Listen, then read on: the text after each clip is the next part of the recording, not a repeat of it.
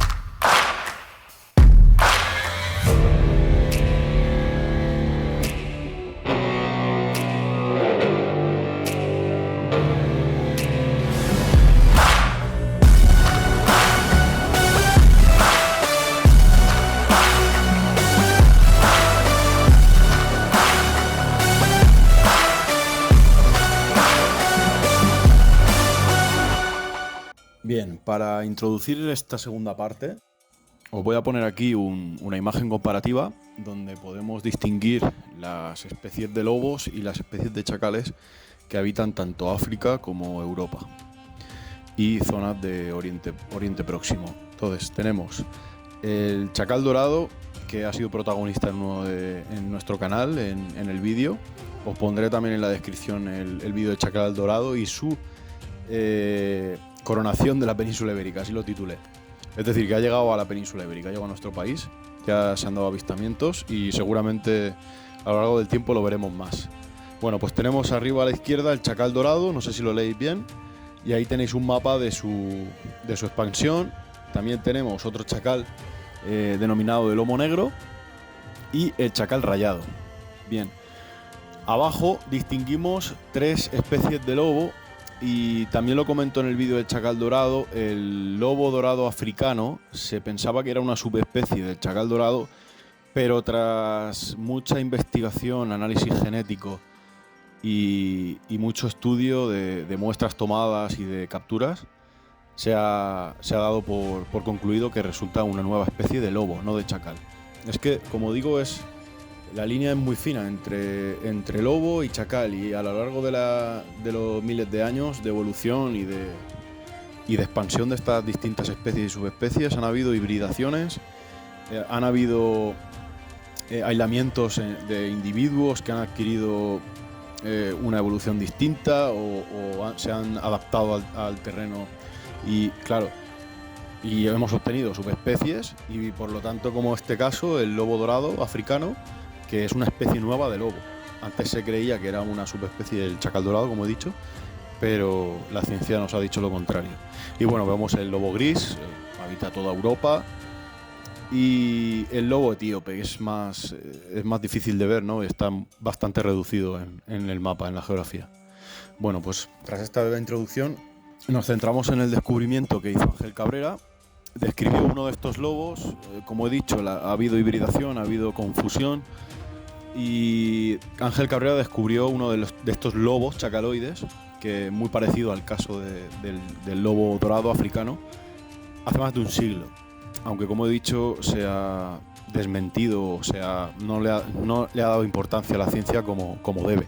Me ha parecido un tema súper interesante, porque claro, aparte del zorro, el Vulpes vulpes y el Canis lupus signatus, que también os dejaré el vídeo que he hecho en homenaje al lobo ibérico que tenemos aquí en la península, pues sería otro depredador ya extinto, obviamente, que claro, también en la primera parte del vídeo yo ya dejaba una puntilla, a ver qué opináis vosotros, de que claro, al haberse cazado tanto el lobo ibérico hasta el punto de casi extinguirlo en la península, en España, no en Portugal, porque Portugal, por raro que os parezca, tiene una protección muy muy firme y muy bien hecha del lobo ibérico, y hay controversia porque los lobos que protege, que se gasta una pasta Portugal en la defensa y la protección del lobo, aquí vienen a España y se les ha cazado. Entonces, claro, hay una controversia, como digo.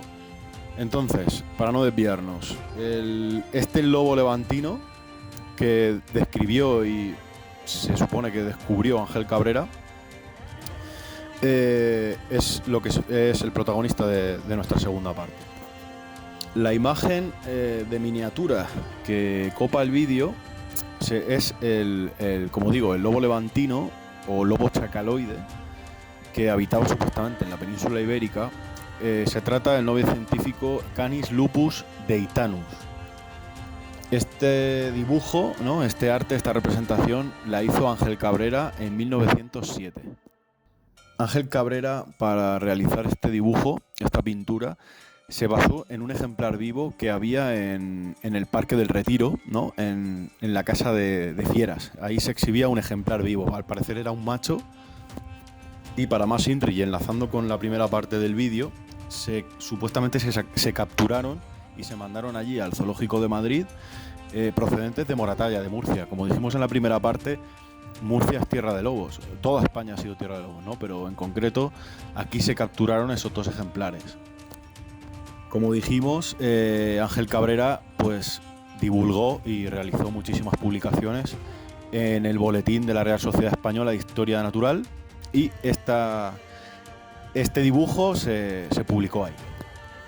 En este boletín número 7 que hemos comentado de Historia Natural, Ángel Cabrera hacía una afirmación, hablo comillas, leo literalmente: en nuestro país, puntos suspensivos, pululan todavía estas fieras en todas las regiones montañosas, aún a distancia relativamente corta de las grandes ciudades.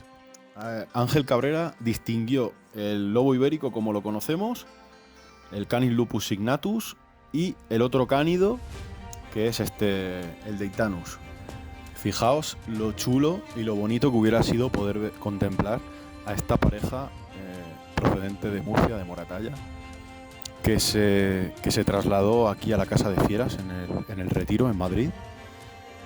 Imaginaos al Ángel Cabrera haciendo esta lámina que podéis ver a continuación y que forma parte de la miniatura del vídeo. Imaginaos pintando, observando este lobo chacaloide ya extinto, que se nos ponen los pelos de punta, los que nos gustan los cánidos y disfrutamos de esto.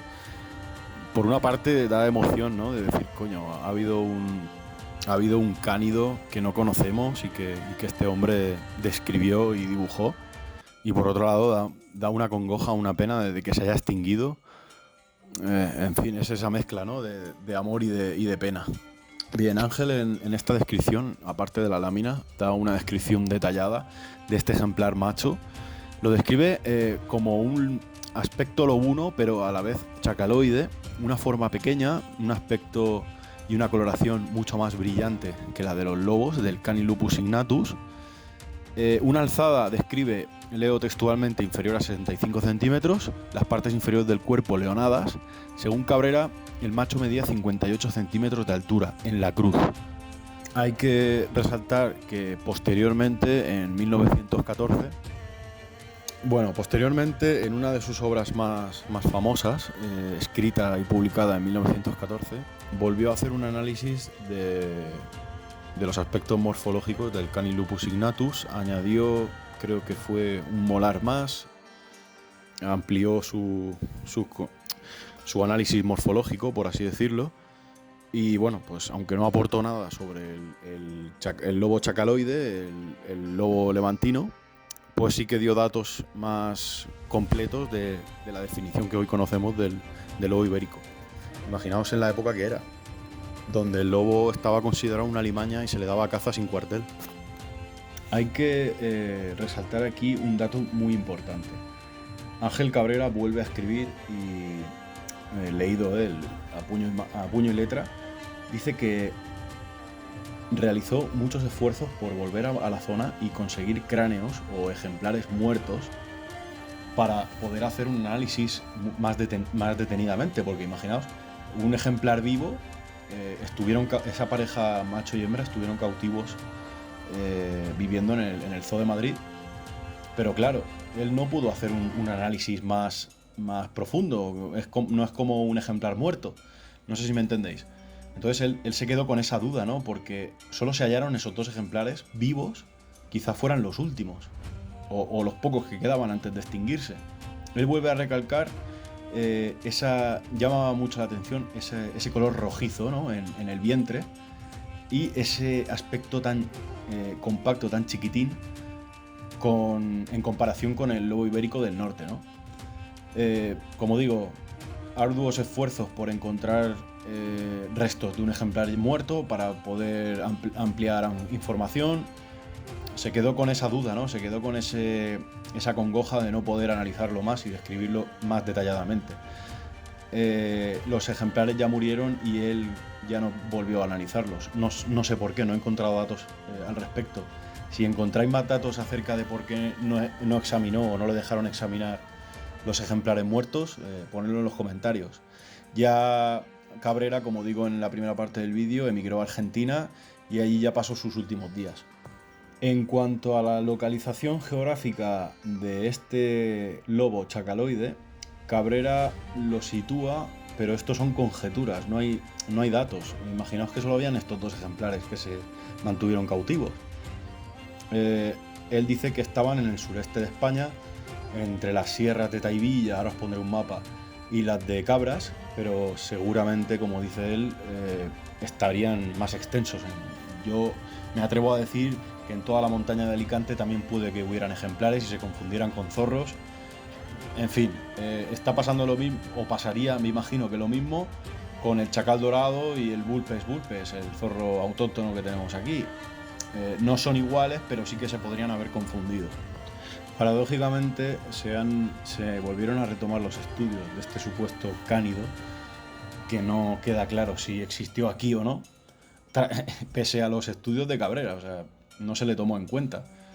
Y es irrisorio el pensar que ya cuando se extinguieron todos los lobos aquí en el Levante español, es cuando se empieza a estudiar una especie que está extinta. No lo entiendo, la verdad. No sé por qué no conservaron los cuerpos de esos 2 ejemplares para una posterior estudio genético. Desconozco por qué. Los estudios de Cabrera son puestos en mucha duda porque achacan a estos 2 ejemplares que eran cautivos.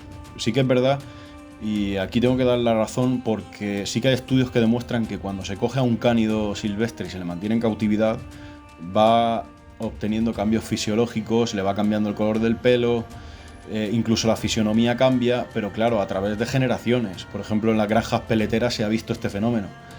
Pero claro, estos 2 ejemplares de lobo levantino se cogieron por lo que tengo entendido y por lo que he leído, se cogieron en Murcia, en Moratalla, silvestres. Entonces, ¿cómo va a dar tiempo a esos cambios tan bruscos? A lo mejor en su descendencia, que también desconozco, si esta pareja tuvo descendencia, me imagino que serían hermanos, los cogerían de cachorros, no lo sé. No sé, desmienten los estudios de Cabrera, pero a la vez no dan una razón con peso. Porque claro, tenemos en cuenta que estos ejemplares llegan en 1907, que es cuando Cabrera hace este dibujo y los describe en el boletín. Claro, 7 años después, en el 1914, aquí ha avalan que no han cambiado de tamaño. Pues claro, eso da a entender que la especie es así, que no va a crecer más porque la especie es así, es distinta al lobo ibérico. Tenemos que tener en cuenta que las subespecies meridionales de lobos son de muy pequeño tamaño, tienen un aspecto de chacal. Entonces el parecido que pueden tener entre estas especies y subespecies es muy grande. Os pongo un ejemplo. En la India y en otras regiones del suroeste de Asia vive la subespecie de lobo más pequeña que existe, que yo sepa, y de mayor parecido a un chacal. Se trata del lobo indio, el Canis lupus pallipes. Luego, otro ejemplo. En la península del Sinaí y en las zonas menos extremas de la península arábiga existe otro lobo adaptado a condiciones desérticas. Se trata del Canis lupus araps. También adaptado, como digo, a esas condiciones desérticas, pequeño tamaño, porque claro, cuanto más tamaño, más afecta el calor, claro.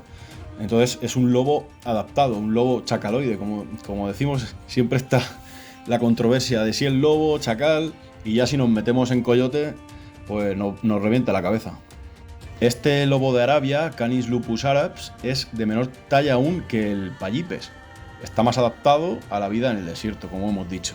Son cánidos, pequeñitos, delgados, con orejas grandes, porque las orejas son vasos sanguíneos que ayudan a regular la temperatura. Son como, para que lo entendáis, descargan el calor, ¿no?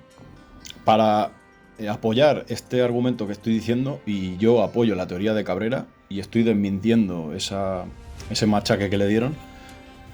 Por ejemplo, tenemos el ejemplo del lobo, ¿vale?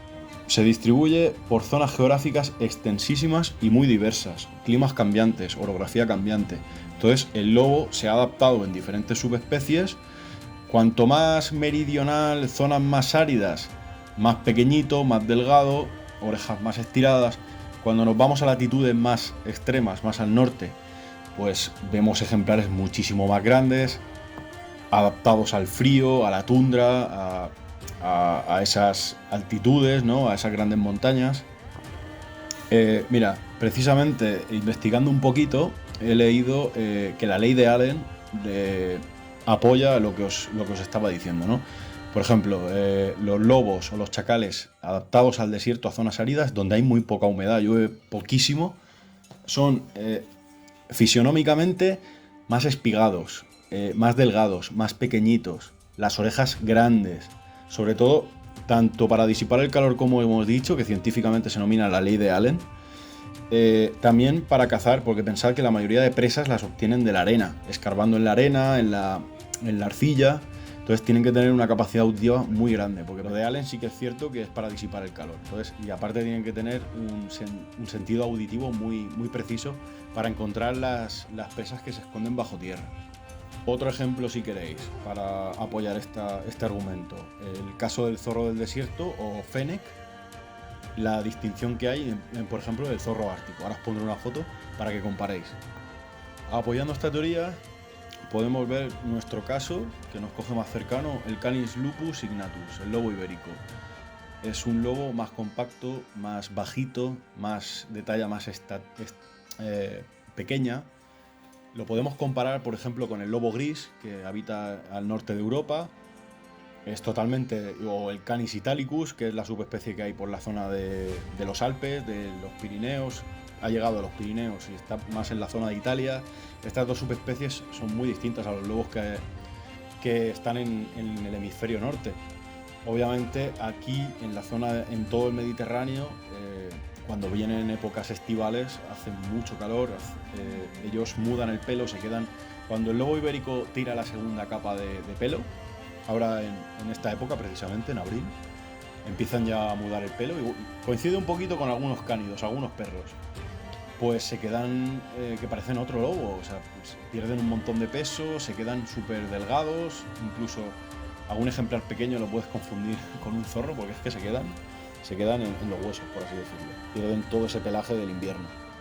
Luego está el tema del color. El color del pelo, podemos decir que las zonas más meridionales, como vuelvo a poner el ejemplo de nuestro país, por ejemplo, mirar el zorro, esos colores rojos.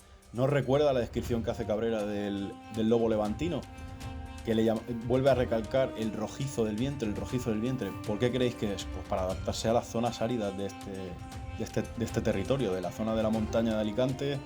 Hay zona, yo ya os hablo desde el punto de vista geográfico, podemos decir, geomorfológicamente, aquí hay zona de Kuiper, que es de la época triásica, es como una especie de terreno rojizo, de margas y yesos que adquieren ese color rojizo.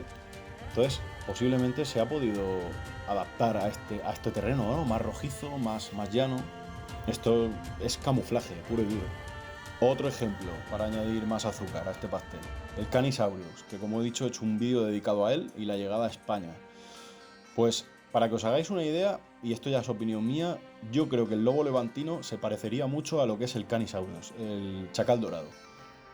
Otro cánido que habita en regiones templadas, de la zona del Líbano, y ha llegado a Europa y ha llegado a la península.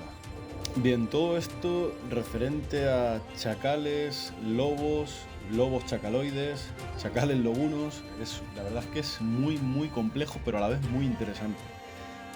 Por lo que he entendido yo no soy biólogo, no soy científico per se, pero bueno, sí que puedo deciros que la conclusión que se saca es que no sé, estos lobos chacaloides no son rarezas genéticas que se han quedado aisladas, sino que son razas primigenias que partieron de aquí, de estas latitudes áridas, hacia el norte. Conforme iba cambiando el clima, ¿no? Es la supuesta glaciación que hubo y demás. A medida que se iban derritiendo los hielos o se abrían pasos nuevos hacia zonas más de latitudes altas, estos lobos adaptados a estas... tener en cuenta que hablamos de miles y millones de años. Entonces, los climas eran distintos. Pero lo que se entiende por este análisis genético de todos estos lobos chacaloides es que estas especies, como por ejemplo las que habitan al norte de África, este lobo dorado, que se pensaba una subespecie del chacal dorado, resulta que son los primeros lobos, los lobos ancestrales, de los que parten sus antepasados, sus familiares más cercanos, que son los lobos grandes de las zonas de tundra, taiga. Claro, entonces genéticamente tienen parentescos con estos. Para resumiros, para que lo entendáis, que es lo que yo he entendido. Entonces, si hay algún biólogo, si hay algún profesional, experto del lobo, que me corrija si me equivoco, pero es lo que yo he descifrado de leer artículos científicos, genéticos y demás. Entonces, por lo contrario, que se piensa que los lobos del norte se han adaptado a las zonas áridas, es al revés. Lo que nos muestra la genética es que estos lobos ancestrales, como el caso del norte de África que he comentado, emigraron a unas poblaciones, por así decirlo, conquistaron las latitudes más frías, más de taiga, tundra, y ahí pues se crearon esas especies, se adaptaron al territorio.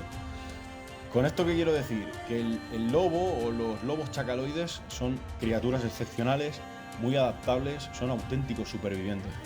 Es fascinante. Y todo esto nos lleva a lo que fue el lobo levantino, que es uno de estos lobos chacaloides. Entonces, podemos deducir que los lobos chacaloides no son razas geográficas marginales, derivadas de los lobos del norte, como he dicho, sino justo al revés. Es impresionante. Esto suscita un problema. Esto ya lo comentaba yo en el vídeo del chacal dorado. ¿Por qué? Porque, por ejemplo, el Canis-aureus es muy parecido al Canis lupaster, que existe en la zona de Etiopía, y como comentábamos en el vídeo del chacal dorado, la legislación en cada país funciona de una manera. Por ejemplo, en la zona de Etiopía el Canis-aureus no está protegido, se le caza, y ¿qué pasa? Que si se le va a dar caza al Canis-aureus se le puede confundir perfectamente con el lobo dorado del norte de África. Estás matando a un ejemplar escasísimo que posiblemente esté en peligro de extinción o exista en muy pequeños reductos. Y ahí tenemos un problema, tanto en la legislación como en la caza, como en... Claro, porque este tipo de lobo todavía no está legislado en muchas zonas geográficas. Entonces es que te explota la cabeza, porque claro, se entrelazan especies, se confunden. se caza una especie que no es la que se pensaba. Bueno, la idea principal que quiero sacar también de aquí es que lo que decía Cabrera, qué hombre más sabio, es que esta curiosidad genética que se dio hace millones de años, como lo que he explicado, ¿no? De que en realidad estos lobos chacaloides son las razas más antiguas, pues posiblemente podría pasar el mismo caso, porque este lobo africano posiblemente habitó Marruecos, si no lo ha habitado y no lo hemos visto. Entonces, seguramente tuvo algún parentesco genético con el ya extinto lobo levantino, o no. Pero todo apunta a que sí, a lo mejor es una subespecie del chacal dorado, o a lo mejor es la misma especie. Es que, claro, como no tenemos un análisis genético de esos dos ejemplares de lobo levantino, solo tenemos lo que nos dejó Ángel Cabrera, pues esto suscita un debate y una duda tremenda. O sea, me parece fascinante y que no se haya estudiado o que no se esté realizando una investigación. Es que es muy curiosa la coincidencia, porque por proximidad geográfica, de los hallazgos de estos lobos chacaloides al norte de África y en España y en Etiopía. O sea, están separados por muy poquito. Y aquí voy a hacer mención a la obra de también el magnífico Ángel Cabrera, que publicó en 1932 sobre los mamíferos de Marruecos. Si es que, como veis, todo se enlaza. Nos podemos hacer la pregunta de, ¿es la misma especie el lobo levantino de esta especie de lobo recién descrita del norte de África? ¿Es la misma especie? ¿Vosotros qué creéis? En este libro de Ángel Cabrera, él apoya la teoría también de Oscar de Beuys, que consideraba como distintas las especies de chacaloides con lobos. Es decir, los chacales africanos grises del género Lupaster y los pequeños chacales africanos grises Antus. Esto lo apoya Ángel Cabrera también. Es decir, que estos dos científicos ya consideraban formas diferentes a lo que ha resultado ser un lobo, el Lupaster, y a los chacales dorados, Aureus y Antus. Para darle más bola a esto, Ángel Cabrera hace una distinción de dos subespecies de este lobo dorado africano. Tendríamos el Canis lupaster marrucanus, es decir, una subespecie que vio él en uno de sus tantos viajes a Marruecos, el Marruecos occidental, y el Canis lupaster algirensis, del norte de Marruecos y Argelia. O sea, él distinguía dos subespecies. Al final tenemos que ir a morir a la ciencia, a los estudios genéticos, porque a la vista está que hay una controversia tremenda entre chacal, lobo, lupaster, aureus, si vienen de subespecies del Canis aureus, si son una especie de lobo, en fin, para que veáis la controversia que ni entre los mismos científicos se aclaran. Esto tiene fácil solución: análisis genéticos y muestra de heces o captura de ejemplares vivos, se estudian. Hay que hacer profundidad, me parece súper interesante, no sé qué opinaréis vosotros. Tengo que decir que todo este vídeo gira en torno a un artículo que publicó Pedro Galán Regalado, doctor en biología y profesor titular del área de zoología en la Universidad de La Coruña, y también es herpetólogo. Pues nada, chicos, voy a terminar ya esta segunda parte del vídeo. Yo creo que es un tema súper interesante a todos los que nos apasionan el mundo del lobo, de los chacales, todos los cánidos. Esto está todavía en el aire, hay muchas teorías, hay muchos estudios que hacer, muchas publicaciones científicas, mucha toma de muestras. Está todo en el aire, como digo. Es que incluso entre una misma subespecie pueden haber distintas morfologías, por lo que sea. Todo esto solo se aclara con ciencia y estudio, es lo que hay. Ya lo que podamos decir del lobo levantino, Ángel Cabrera nos dejó ahí su granito de arena, su investigación, su divulgación. Me parece súper interesante que aquí en la península hayamos tenido este cánido chacaloide, que, como bien decía Cabrera, resulta que son de las especies más antiguas que hay de cánidos. Y bueno, pues aquí entra dentro si hubo hibridación, si es la misma subespecie que hemos analizado del norte de Marruecos. Me gustaría saber qué opináis vosotros. Me gustaría que si hay algún biólogo presente y he dicho algún dato mal, porque también tengo que decir que yo he interpretado lo que he leído de artículos científicos, pero quizás me haya equivocado. No soy biólogo, como digo, yo estudié geografía. Pero bueno, es muy interesante. Es que incluso ni en los científicos actuales se aclaran en hacer la taxonomía. Entonces, bueno, pues espero que os haya gustado. Aquí concluye la segunda parte. Lo dicho, Ángel Cabrera nos ha dejado una divulgación muy bonita del mundo de los cánidos y a ver si en el futuro esto se viene a puerto. Así que nada, chicos, un abrazo, suscribiros, compartirlo si os ha gustado, comentar qué opináis y nada, nos vemos en el siguiente. Un abrazo a todos.